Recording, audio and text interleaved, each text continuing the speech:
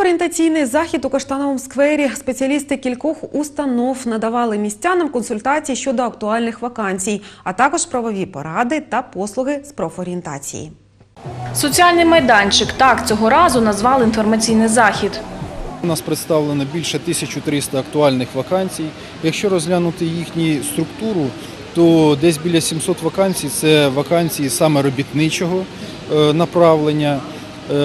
Трошки менше – це вакансії службовців. Інші – це вакансії саме для тих людей, які не мають сьогодні конкретної професії, але теж можуть підійти, ознайомитись і вибрати для себе, обрати, можливо, якийсь напрямок для того, щоб працевлаштуватись. Однак на майданчику не лише представники обласної служби зайнятості. Соціальними партнерами цього разу стали інші структури. Для тих, хто прагнув отримати юридичну консультацію, працювали спеціалісти Центру надання безоплатної правової допомоги.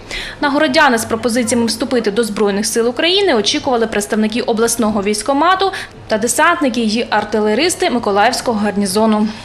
У своїй бригаді ми вам можемо гарантувати добре відношення, повний соціальний пакет та можливість служити Україні та українському народові. Серед імпровізованих офісів запрошують на роботу спеціалісти пенсійного фонду. Для школярів і випускників окремий стіл профорієнтації, так званий офіс-тест. У нас такі заходи проходять щомісяця. Ми просто їх перепрограмуємо, можливо, змінюємо формат, але ми плануємо виходити на вулиці, виходити в різні місця. Аби присутнім дітям не докучати дорослими справами, працював дитячий майданчик. Бажаючі могли додати до стенду з малюнками власне бачення професії своєї мрії. Ганна Бадіна, Юрій Руденко, телевізійні новини Миколаївщини.